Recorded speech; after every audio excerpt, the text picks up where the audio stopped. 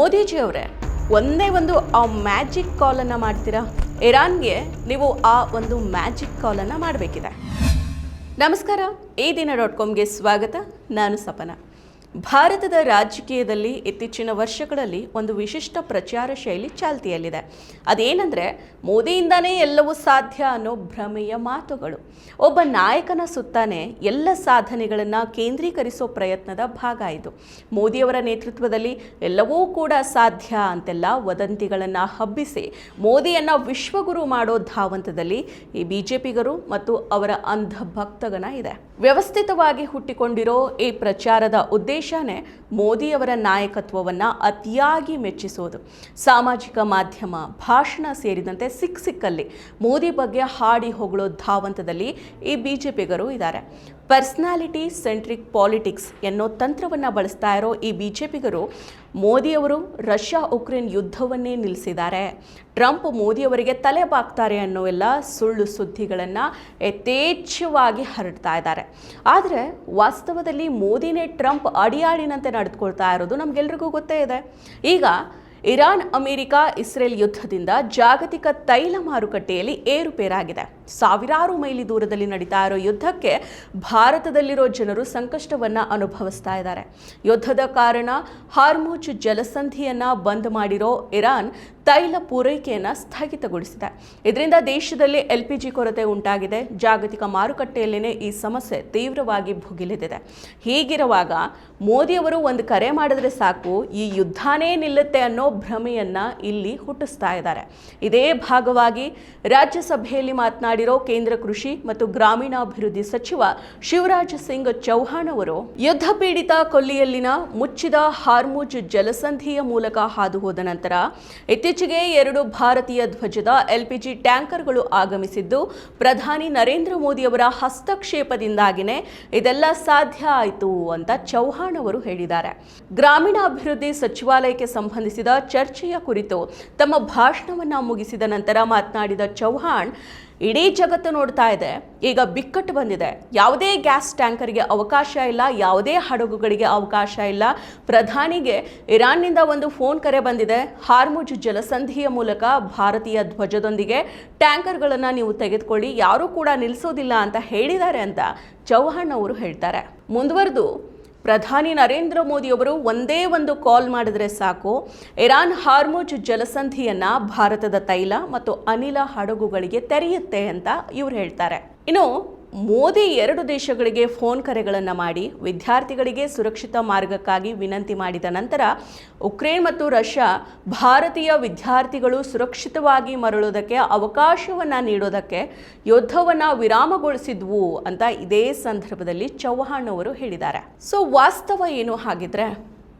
Persian ಕೊಲ್ಲಿಯಲ್ಲಿ ಸಿಲುಕಿರೋ ಭಾರತದ ಧ್ವಜವನ್ನು ಹೊತ್ತ ಹಡಗುಗಳಿಗೆ ಸುರಕ್ಷಿತ ಸಾಗಣೆಗೆ ಅನುಕೂಲ ಆಗುವಂತೆ ಸರ್ಕಾರ ರಾಜತಾಂತ್ರಿಕ ಪ್ರಯತ್ನಗಳಲ್ಲಿ ತನ್ನನ್ನು ತಾನು ತೊಡಗಿಸಿಕೊಂಡಿದೆ. ಸೋಮವಾರ ಪಶ್ಚಿಮ ಏಷ್ಯಾದಿಂದ ಒಂದು ಇಂಧನ ಟ್ಯಾಂಕರ್ ಭಾರತಕ್ಕೆ ಬಂದಿದೆ. ಮಂಗಳವಾರ ಇನ್ನೆರಡು ಬರೋ ನಿರೀಕ್ಷೆ ಇದೆ. ಪ್ರಸ್ತುತ ಪರ್ಷಿಯನ್ ಕೊಲ್ಲಿಯಲ್ಲಿ 611 ಭಾರತೀಯ ನಾವಿಕರೊಂದಿಗೆ 22 ಭಾರತ ಧ್ವಜವನ್ನು ಹೊತ್ತ ಹಡಗುಗಳಿದ್ದಾವೆ. ಈ ಹಡಗುಗಳಲ್ಲಿ ಹೆಚ್ಚಿನವು ತೈಲ ಮತ್ತು ಅನಿಲ ಟ್ಯಾಂಕರ್ಗಳಾಗಿವೆ. ಅವು ಸುರಕ್ಷಿತವಾಗಿ ಸಾಗುವುದನ್ನು ಖಚಿತಪಡಿಸಿಕೊಳ್ಳೋದಕ್ಕೆ ಪ್ರಯತ್ನಗಳು ನಡೀತಾ ಇದೆ ಅಂತ ಸರ್ಕಾರನೇ ಹೇಳುತ್ತೆ. ಈ 22 ಹಡಗುಗಳ ಜೊತೆಗೆ ವಿದೇಶಿ ಧ್ವಜವನ್ನ ಹೊತ್ತ ಆದರೆ ಭಾರತಕ್ಕೆ ತೆರಳೋ ಹೆಚ್ಚಿನ ಹಡಗುಗಳು ಸಹ ಈ ಪ್ರದೇಶದಲ್ಲಿ ಸಿಲುಕಿಕೊಂಡಿರೋ ಸಾಧ್ಯತೆ ಇದೆ. ಆದರೆ ಮೊದಲ ಭಾರತ ಧ್ವಜವನ್ನ ಹೊತ್ತ ಹಡಗುಗಳನ್ನು ಯುದ್ಧ ವಲಯದಿಂದ ಹೊರಗೆ ತರೋದು ಆದ್ಯತೆ ಆಗಿದೆ ಅಂತ ಸರ್ಕಾರಿ ಮೂಲಗಳು ತಿಳಿಸ್ತವೆ. ಹೌದು, 3 ಲಕ್ಷ ಟನ್ LPGಯನ್ನು ಹೊತ್ತಿರೋ 6 ಹಡಗುಗಳು ಸೇರಿ ಒಟ್ಟು 22 ಭಾರತೀಯ ಹಡಗುಗಳು ಹಾರ್ಮುಜ್ ಜಲಸಂಧಿಯಲ್ಲಿ ಸಿಲುಕೊಂಡಿದ್ದಾವೆ ಅಂತ ಹಡಗು ಸಚಿವಾಲಯ ಮಂಗಳವಾರ ತಿಳಿಸಿದೆ.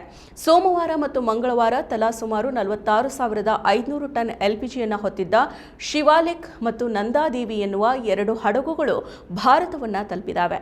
ಈ 2 ಹಡಗುಗಳಲ್ಲಿದ್ದ LPG ಭಾರತ ಅಡುಗೆ ಅನಿಲ ಬವಣೆಯನ್ನು ಕೊಂಚ ತಗ್ಗಿಸಿದೆ. ಆದಾಗ್ಯೂ LPG ಬಿಕ್ಕಟ್ಟು ಇನ್ನೂ ಕೂಡ ಮುಂದುವರೆದಿದೆ.